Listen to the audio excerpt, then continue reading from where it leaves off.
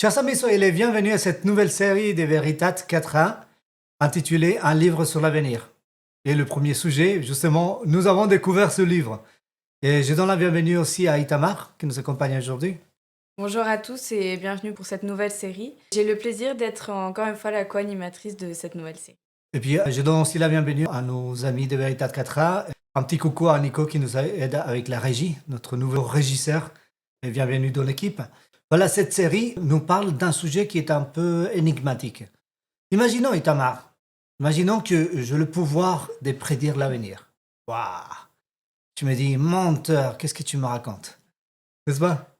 Et là, je te dis, tu sais quoi? Je vais te dire tout ce qui va se passer demain, en détail, dans ta vie. Tu me dis, non, je ne crois pas. Qu'est-ce que tu ferais? Je dirais que, comme tu as dit, j'y croirais pas trop. Et si tu voulais démontrer que j'ai tort, tu ferais quoi? Eh bien, moi, je noterai tout ce que tu dis. Oh, ok, Et intéressant. je noterai tout ce que tu dis pour après comparer si ça se réalise vraiment. Ok, parfait. Imaginons que toi, tu vas noter tout ce qui va se passer heure par heure dans ta journée de demain, de le matin jusqu'à minuit. Et je vais te dire, à minuit, tu vas recevoir un coup de fil de ton oncle qui ne t'appelle presque jamais. Et il va te dire ça et ça et ça. Ah, tu as tout noté. Donc tu me dis rendez-vous dans 48 heures et je vais te démontrer que tu as tort. Sauf que le lendemain matin, premier événement, pile à l'heure, pile accompli. Et ainsi de suite. Il est 10 heures du matin, tout ce que j'ai prédit, c'est accompli. Je commence à te dire, oh, il y a un peu trop de coïncidences. Midi, pareil. Ensuite, toute la journée, tout s'est accompli. Et on arrive à 23h59. Je t'avais dit, à minuit, tu vas recevoir un coup de fil. Et ce coup de fil, c'est le coup de fil d'un oncle qui va te dire ça et ça et ça. Ok. Petite question, Itamar. Est-ce que tu aurais des doutes? Et sur le coup, non, plus vraiment. Comme les autres événements se sont bien accomplis en temps et en heure, C'est un peu plus compliqué, hein? c'est le dernier, donc je me dis, toute la journée, il y a tout qui s'est bien accompli. Donc j'aurais moins de doutes, Oui, tout à plus de fait. certitude. Plus de certitude. Maintenant, imaginons qu'un livre, on ne va pas s'imaginer, mais en réalité, le livre de Daniel, c'est un livre dans lequel on a 2500 années d'histoire de l'humanité d'une manière anticipée. Bon, à l'époque où ça a été écrit, à l'époque de Daniel, il y a des prophéties à court terme, il y a des prophéties à très long terme, et il y a des prophéties jusqu'à nos jours, et il y a des prophéties jusqu'à la fin de temps. Et juste pour illustrer la chose, on va dire que 99,9% de ces prophéties se sont accomplies et que l'histoire peut le confirmer. Les événements confirmés. Quelles sont les raisons pour qu'on ait des doutes par rapport aux derniers événements prédits dans ces livres? Vraiment, hein. Il y a plus vraiment de doutes. En fait, c'est quelque chose d'assez On va pragmatique. dire que ce livre a fait ses preuves. Pas besoin d'être mystique, pas besoin d'être dogmatique, pas besoin d'avoir une démarche X ou Y. On sait que ce livre nous raconte une histoire qui va s'accomplir. Et donc les derniers événements, ils vont arriver. Et donc justement, c'est le but de cette série, c'est de vous présenter le livre de Daniel, mais pas faire une étude complète du livre de Daniel, parce qu'on l'a fait, on a fait que 2 chapitres, hein. Le 10 et 9, bon, on a fait d'autres chapitres, mais on a fait l'aventure d'étudier le 10 et le 11, et on a mis combien de temps, Itama? Ouais. On a dû mettre 2 ans, à peu près. On a mis 2 ans, oui, oui. C'était étude fort. Mais l'idée, c'est dans cette série, c'est de présenter les éléments clés d'une manière assez rapide, hein. Les éléments clés de cette histoire et comment on va commencer du passé. On va voir comment l'histoire va confirmer, parce que, bon, une chose, c'est que je le dise, mais je veux le démontrer, en fait, que vraiment, ce livre, il nous parle de l'avenir. Et comment l'histoire peut confirmer que ces prédictions qui ont été faites de manière anticipée se sont vraiment accomplies dans tous les détails. Donc c'est très intéressant. Et comment les dernières prédictions, ils sont en train de s'accomplir devant nos yeux. Nous-mêmes, notre génération, on a été témoins de l'accomplissement d'une partie de ces prédictions. Et donc ce qui reste va s'accomplir forcément. Donc voilà pour cette aventure. Mais avant de commencer, je vais parler un peu d'histoire et la vision, en fait, que les théologiens ont du livre de Daniel. Parce qu'il y a un premier aspect, c'est la signification théologique et prophétique. Le livre de Daniel est important à la fois pour le judaïsme et le christianisme en raison de ses histoires de foi et de ses prophéties. Les chrétiens en particulier voient dans les visions de Daniel des allusions à la venue du Messie et aux événements de la fin des temps. Mais pas seulement. Il y a aussi la découverte de manuscrits anciens. Des parties du livre de Daniel ont été retrouvées parmi les manuscrits de la mer Morte à Qumran, confirmant l'antiquité et l'authenticité des textes. Ces découvertes ont fourni des informations précieuses sur la transmission du texte biblique au cours des siècles. C'est très intéressant parce que le livre de Daniel, c'est un livre qui contient en fait, des données historiques et prophétiques. Donc, pour beaucoup de théologiens, le livre de Daniel, c'est quelque chose qui a été inventé de toutes pièces par des écrivains juifs.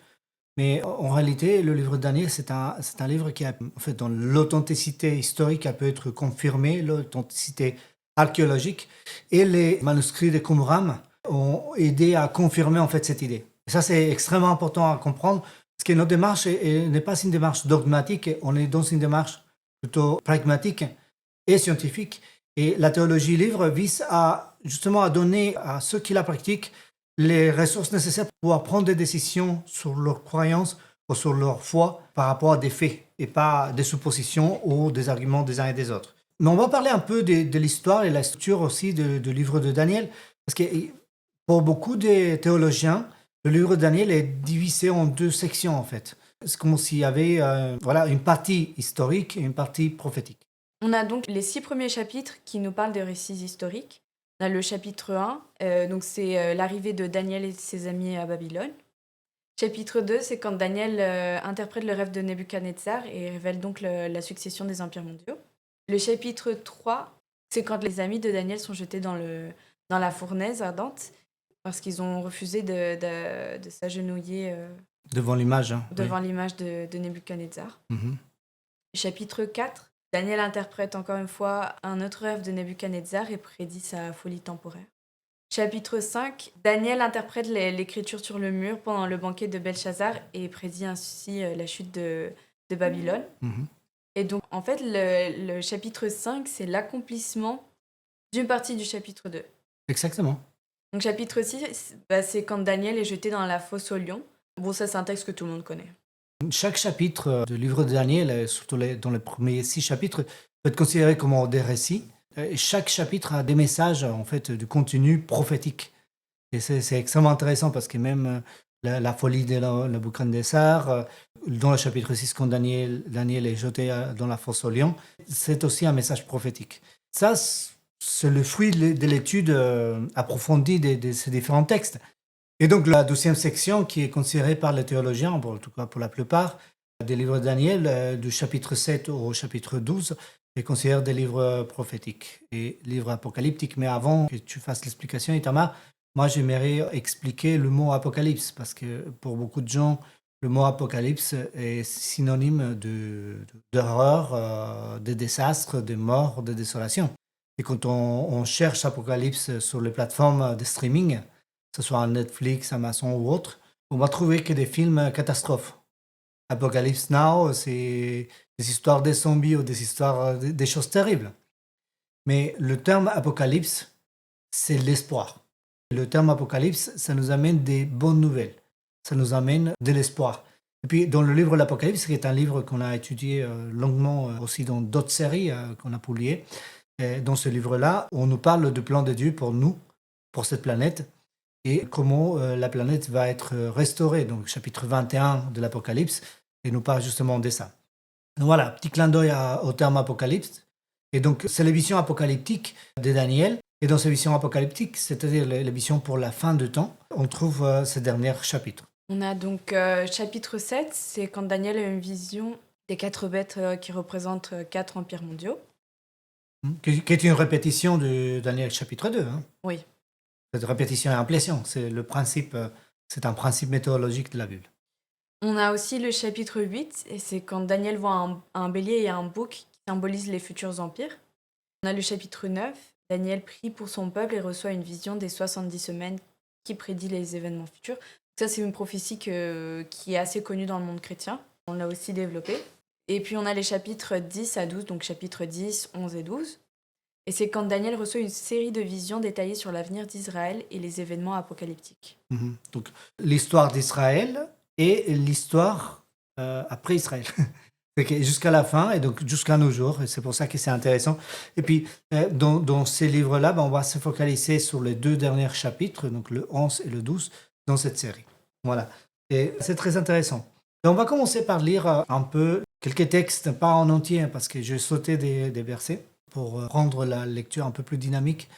Mais je vous invite à le lire en entier, franchement, ça vaut le coup. Daniel, chapitre 2, et on va lire quelques versets pour comprendre l'histoire du chapitre 2. Si on lit attentivement le livre de Daniel, on va comprendre que le chapitre 2, c'est comme une cartographie de tout le livre. Une introduction au sujet global. Donc tous les sujets sont là, et après on les développe de plus en plus en détail. Et en la seconde année du règne de Nebuchadnezzar songea des songes, et son esprit fut agité, et son sommeil le quitta. Et le roi commanda d'appeler les devins, les enchanteurs et les magiciens et les chaldéens, pour exposer au roi ses songes. Et ils vinrent et se tinrent devant le roi. Le roi répondit et dit aux chaldéens, « La chose est pour moi prononcée. Si vous ne me faites pas connaître le songe et son interprétation, vous serez mis en pièces, et vos maisons seront réduites en tas d'immondices. » Les chaldéens répondirent devant le roi et dirent, « Il n'existe pas un homme sur la terre qui puisse indiquer la chose que le roi demande. C'est pourquoi aucun roi, quelque grand et puissant qu'il fût, n'a demandé chose pareille d'aucun devin, ou enchanteur ou chaldéen. Et la chose que le roi demande est difficile, et il n'existe personne qui puisse l'indiquer devant le roi, excepté les dieux dont la demeure n'est pas avec la chair. » À cause de cela, le roi s'irrita et se mit dans une très grande colère, et commanda de détruire tous les sages de Babylone. À savoir que Daniel et ses amis faisaient partie des sages de Babylone. Et un décret fut promulgué portant que les sages fussent tués, et on chercha Daniel et ses compagnons pour les tuer. Et Daniel entra et demanda au roi de lui accorder du temps pour indiquer au roi l'interprétation. Alors le secret fut révélé à Daniel dans une vision de la nuit. Alors Daniel bénit le Dieu des cieux. Daniel répondit et dit, « Béni soit le nom de Dieu, d'éternité en éternité, car la sagesse et la puissance sont à lui. Et c'est lui qui change les temps et les saisons, qui dépose les rois et établit les rois, qui donne la sagesse aux sages et la connaissance à ceux qui connaissent l'intelligence. C'est lui qui révèle les choses profondes et secrètes, il sait ce qui est dans les ténèbres, et la lumière demeure auprès de lui. » Alors Arioc fit entrer Daniel en hâte devant le roi, et il lui parla ainsi. « J'ai trouvé un homme des fils de la captivité de Juda qui fera connaître au roi l'interprétation. » Le roi répondit et dit à Daniel, dont le nom était Beltshazar, « Peux-tu me faire connaître le songe que j'ai vu et son interprétation ?» Itamar, petite parenthèse, c'est pour expliquer que Beltshazar, c'est le nom que Nabuchodonosor avait donné à Daniel, mais c'est aussi le nom que Nabuchodonosor avait donné à son petit-fils, parce que Beltshazar, c'était le nom de son dieu personnel. Voilà, c'était un nom de quelqu'un qui était important. Ouais, ça montre un peu l'estime qu'il avait quand même pour lui. Oui, c'était quelqu'un qui était très important en Babylone. Daniel répondit devant le roi et dit, « Le secret que le roi demande, les sages, les enchanteurs, les devins, les augures, ne peuvent plus l'indiquer au roi. Mais il y a un Dieu dans les cieux qui révèle les secrets et fait savoir au roi Nebuchadnezzar ce qui arrivera à la fin des jours. Ton songe et les visions de ta tête sur ton lit, les voici. Toi, ô roi, tu voyais, et voici une grande statue. Cette statue était grande et sa splendeur extraordinaire. Elle se tint devant toi, et son aspect était terrible. La tête de cette statue était d'or pur, sa poitrine et ses bras d'argent, son ventre et ses cuisses d'airain, ses jambes de fer. Ses pieds en partie de fer et en partie d'argile. Tu vis jusqu'à ce que cette pierre se détachât sans main, et elle frappa la statue dans ses pieds de fer et d'argile et les broya. Alors furent broyés ensemble le fer, l'argile, l'airain, l'argent et l'or, et devinrent comme la balle de l'air d'été, et le vent les emporta, et il ne se trouva aucun lieu pour eux. Et la pierre qui avait frappé la statue devint une grande montagne qui remplit toute la terre. Donc Daniel a fait quelque chose qui était improbable, impossible pour les sages de Babylone. Et c'était de connaître le rêve de Nabuchodonosor. C'est déjà un indice de la provenance de cette connaissance. Et Daniel ne pouvait pas l'avoir. Et même dans le livre, il est écrit que c'était possible seulement pour les dieux dont l'habitation n'était pas avec la chair. C'est-à-dire qu'il y avait quelque chose de divin dans la demande du roi. Le roi demandait quelque chose qui était possible seulement aux dieux d'accomplir. Et là, Daniel va décrire le rêve, donc le songe de Nabuchodonosor, Mais il ne va pas se limiter à ça, mais il va donner aussi l'interprétation. C'est là le songe, et nous en dirons l'interprétation devant le roi. Toi, ô roi, tu es le roi des rois, auquel le Dieu des cieux a donné le royaume, la puissance et la force et la gloire. Et partout où habitent les fils des hommes, les bêtes des champs et les oiseaux des cieux, il les a mis entre tes mains et t'a fait dominer sur eux tous. Toi, tu es cette tête d'or. Et après toi s'élèvera un autre royaume, inférieur à toi, puis un troisième et un autre royaume d'airain, qui dominera sur toute la terre. Et le quatrième royaume sera fort comme le fer.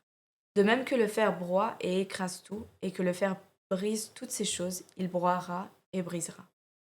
Et selon que tu as vu les pieds et les orteils en partie d'argile de potier et en partie de fer, le royaume sera divisé, et il y aura en lui de la dureté du fer, selon que tu as vu le fer mêlé avec de l'argile grasse.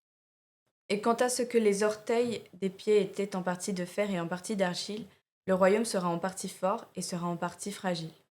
Et selon que tu as vu le fer mêlé avec de l'argile grasse, ils se mêleront à la semence des hommes, mais ils n'adhéreront pas l'un à l'autre, de même que le fer ne se mêle pas à l'argile. Et dans les jours de ces rois, le Dieu des cieux établira un royaume qui sera jamais détruit. Et ce royaume ne passera point à un autre peuple, il broiera et détruira tous ces royaumes, mais lui, il subsistera à toujours. Selon que tu as vu que de la montagne la pierre s'est détachée sans main, et qu'elle a broyé le fer, l'airain, l'argile, l'argent et l'or, le grand Dieu fait connaître au roi ce qui arrivera ici après. Et le songe est certain, et son interprétation est sûre. Intéressant. Alors, on a toute une histoire. Donc, on a le rêve, le songe de Nabuchodonosor, et on a son interprétation. Maintenant, la question, c'est la question importante, en fait, c'est autour de ça qu'on a construit le sujet d'aujourd'hui. Est-ce que l'histoire peut nous confirmer que cette interprétation est fidèle? Parce que dans le texte, il nous dit que l'interprétation est fidèle. Mais est-ce que l'histoire peut confirmer le dire de Daniel? On va essayer de comprendre. Donc, dans le rêve de Nabuchodonosor, il y a un monument, une statue constituée de différents métaux, différentes matières. Parce que l'argile, c'est pas un métal. De différentes matières. Et à la fin de ce rêve, cette statue est détruite par un rocher. Ok? Donc, c'est ce qu'on vient de lire, chapitre 2, versets 31 à 35. Alors, si on prend la statue, on va la faire pivoter à l'horizontale pour pouvoir la comparer avec une ligne historique. Ce qu'on va faire, et on rajoute la ligne historique, c'est une ligne de temps, on va commencer à tracer des événements historiques. En l'an 605, le royaume de Juda a été dominé par les Babyloniens, et donc le roi de Juda est régné au nom des Babyloniens. Donc c'est à partir de là que le peuple de Daniel a été dominé par les Babyloniens. Ensuite, en 539 avant Jésus-Christ, les événements qui ont été expliqués par Itamar, donc l'écriture sur le mur, les événements du chapitre 5 de Daniel, et la mort de Belshazzar, le petit-fils de Nabuchodonosor, qui était le dernier roi babylonien sur le trône. Et ils ont été conquis par les Mèdes et les Perses. Les Mèdes et les Perses, pourquoi Mèdes et Perses? Tout simplement parce que c'était une coalition entre deux royaumes, s'étaient unis pour vaincre les Babyloniens. Et ces deux royaumes ont dominé jusqu'à l'an 331 avant Jésus-Christ, et ça correspond à l'argent dans le statut du rêve de Nabuchodonosor. Ça a été suivi par les Grecs quand ils ont dominé le monde ancien, qui est représenté là dans la partie en bronze. Et l'an 331, c'est l'événement, c'est la bataille des Gaugamel, où Alexandre le Grand a dominé le dernier roi perse et a pris le contrôle du monde ancien. Évidemment aussi, le territoire de Juda a été conquis par les Grecs et dominé par eux. Et en l'an 168 avant Jésus-Christ, est arrivé quelque chose d'intéressant. Il faut savoir que beaucoup d'années avant, les Juifs avaient signé un pacte avec les Romains. Mais à l'époque, les Romains, c'était des mercenaires. Et c'était un petit peuple de guerriers qui mettaient à disposition ces services militaires aux plus souffrants. Et donc, les Juifs de l'époque ont signé un pacte avec les Romains, un pacte de protection mutuelle.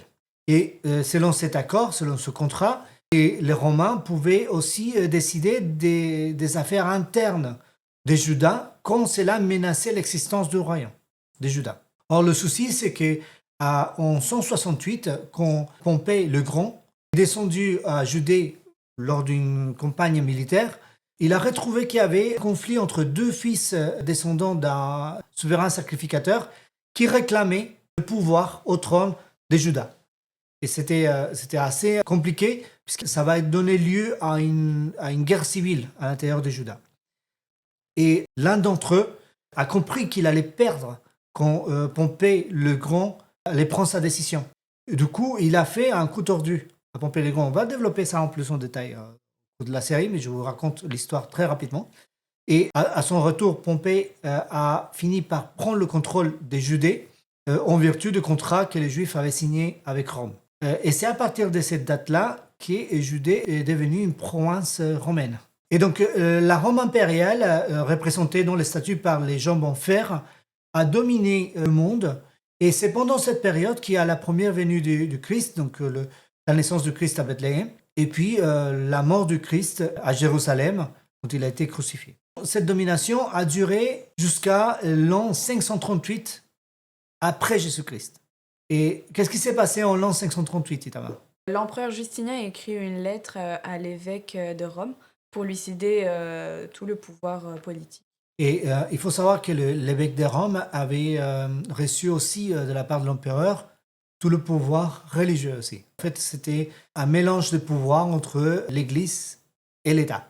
Et c'est important de comprendre ça parce que pour ceux qui ont suivi la série sur Apocalypse chapitre 13, ceux qui ont suivi la dernière série sur le Messie, ceux qui ne savaient pas sur le Messie, on a expliqué dans cette série ce qui arrive quand l'Église et l'État sont unis, donc ça constitue la bête, et cette bête historique a pris pouvoir à ce moment-là. Et donc c'est écrit dans cette prophétie comment les pieds qui sont constitués en partie de fer et en partie d'argile. Et c'est la Rome papale, le fer et la boue pour l'argile. Et ça va durer jusqu'à la deuxième venue du Christ, quand le rocher va frapper et va détruire définitivement tous ces royaumes. Mais il y a un événement intéressant au milieu dans cette histoire qu'on trouve dans l'an 1798 après Jésus-Christ. Et qu'est-ce qui se passe en 1798? Le pape Pie VI est emmené en captivité par le général Berthier. C'est exact. Et donc là, on peut littéralement dire que l'Inquisition est décapitée. L'Inquisition a décapité, l'Église continue à exister. Oui. Et c'est très intéressant parce que si on revient un peu en arrière, en 538, ce qui s'est passé, c'est qu'un certain Clovis s'est allié à l'évêque de Rome et a contribué activement à lui donner le pouvoir.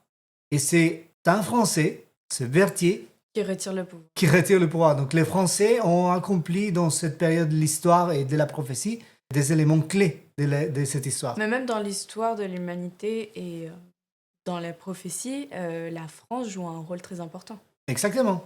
Exactement. La France joue un rôle très important dans la prophétie dans cette période de temps. Et puis, nous sommes à peu près par là, et là où il y a le laser. On aura peut-être bientôt la loi dimanche, on ne sait pas. En tout cas, on s'approche vraiment très rapidement de la deuxième venue du Christ. Et c'est pour ça que ce livre-là est important pour nous. Pour savoir, parce que aujourd'hui, on voit ce qui se passe en Ukraine, on voit ce qui se passe aux États-Unis, on voit ce qui se passe au Moyen-Orient, on voit ce qui se passe en Amérique latine, un peu partout dans le monde, comment les nations du monde sont un peu en convulsion, en révolution. Et on se pose plein de questions, on ne sait pas ce qui va se passer à l'avenir. Qu'est-ce qui nous attend pour l'avenir? On ne sait pas. Mais le livre de Daniel nous révèle ce qui va se passer. Dans les grandes lignes, mais il nous le révèle. Et ça nous permet d'être prêts à ce qui va venir. Pas seulement d'un point de vue physique, mais surtout d'un point de vue spirituel. Puisque la chose, finalement, c'est quelque chose de spirituel qui va arriver. Et la plupart des gens, ils ne sont pas avertis. Le but de partager cette série avec vous, c'est de vous donner en fait les outils nécessaires pour pouvoir vous faire une idée propre de la chose et pouvoir prendre des décisions et pouvoir savoir à quoi vous croyez et pas avoir une conviction sur quelque chose que quelqu'un d'autre a développé ou quelqu'un d'autre a dit. Donc voilà le livre de Daniel, chapitre 2, comme une introduction de l'ouvrage entier du livre de Daniel, mais aussi comme une introduction à ce qui se passe autour de chapitres 10, 11 et 12. Donc dans cette série, comme je l'ai déjà dit, on va se focaliser sur le chapitre 11 et le chapitre 12 du livre de Daniel. En tout cas, merci pour votre attention. Dans la section en espagnol, on n'a pas eu de questions. Dans un petit tuyau, si vous voulez participer à ces enregistrements, n'hésitez pas à nous contacter. Avec grand plaisir, on ira les liens nécessaires pour pouvoir vous connecter et puis poser vos questions en direct. Chers amis, c'est la fin de cette première vidéo de la série.